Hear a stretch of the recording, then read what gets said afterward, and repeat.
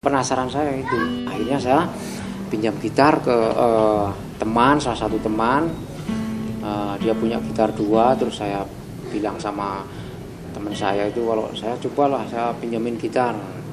Akhirnya saya dikasihkan gitar itu, saya bawa ke rumah karena saya belum pernah bermain gitar pada waktu itu, saya nekannya terlalu keras, gitar itu patah akhirnya.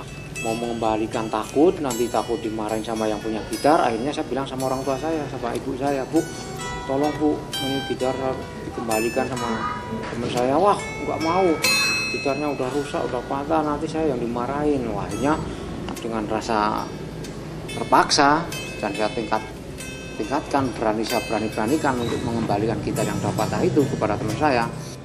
Sampai belajar senar itu sering putus, masalahnya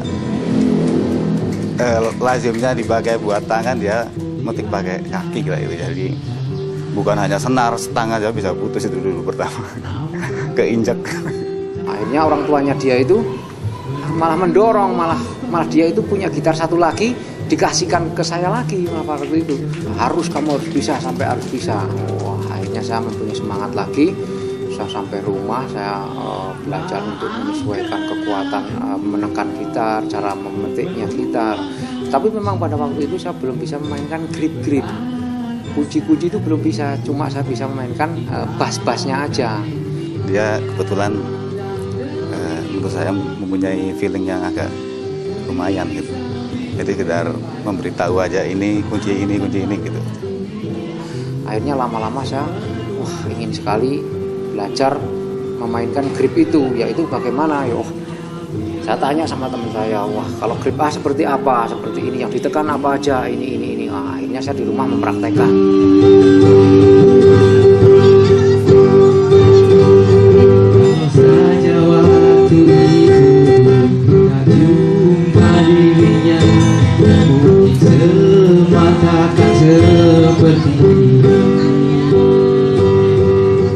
Setelah saya berlatih selama kurang lebih 8 tahun, saya bisa memainkan kunci-kunci itu. Saya punya teman, dia mempunyai inisiatif untuk supaya saya masuk ke MURI, yaitu Museum Rekor Indonesia yang diprakarsai oleh Bapak Jasuprana, yaitu jago-jago yang berada di Semarang. Tapi saya waktu itu nggak pede ya, karena apakah saya nanti bisa diterima karena saya mempunyai keahlian seperti itu. Tapi teman saya ada yang mendorong sangat keras sekali supaya saya bisa masuk ke MURI itu. Saya berangkat ke Semarang, yaitu ke Serondol, yaitu kantornya MURI. Memang pada waktu itu saya belum bisa ketemu sama Bapak Jasuprana pada waktu itu. Saya akhirnya datang lagi ke Semarang lagi, saya kurang lebih ya ada 4 kali pada waktu itu. Dan yang 4 kalinya itu saya diterima oleh tim jurinya untuk memberikan layak untuk sebagai rekor atau enggak, itu kan ada tim jurinya. Nah, di situ saya diterima oleh tim juri, yaitu kurang lebih 4 orang.